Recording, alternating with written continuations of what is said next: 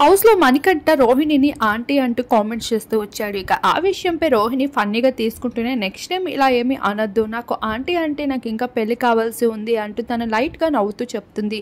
అయితే అదే డిస్కషన్ పైన ఇప్పుడు అవినాష్తో నిఖిల్ కోసం మాట్లాడుతూ ఉంటుంది.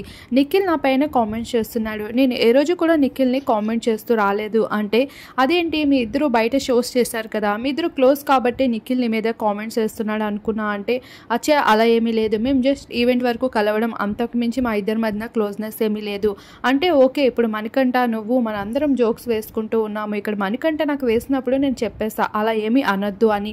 కానీ ఇక్కడ నిఖిల్ మాత్రం అదే విషయాన్ని కంటిన్యూగా నా పైన జోక్స్ వేస్తున్నాడు, నేను నడిచిన విధానంపై షో నుండి త్వరగానే వెళ్ళిపోతావులే అంటూ ఇలాంటి చిన్న చిన్న కామెంట్స్ అన్ని పాస్ చేస్తున్నాడు. నాకు ఇది పెద్దదిగా ఏమి తీసుకొని నేనేమి రియాక్ట్ అవ్వాలనుకోవడం లేదు, కానీ నాకు ఇది ఇబ్బంది కలిగిస్తుందని చెప్తున్నాను. మనం ఇక్కడ కామెడీ చేయడానికి మాత్రమే వచ్చాం కదా, ఇప్పుడు మనం ఏమైనా నెగిటివ్గా బయట కనిపిస్తే మన కెరియర్కే దెబ్బ అవుతుంది. ఏదైనా లిమిట్స్ వరకు జోక్స్ వేస్తే పర్వాలేదు, దానికి మించి ఎక్కువ వేస్తేనే కదా మనకి ఇబ్బందిగా ఉంటుంది అంటూ ఇక్కడ రోహిణి చెప్తూ ఉంటుంది.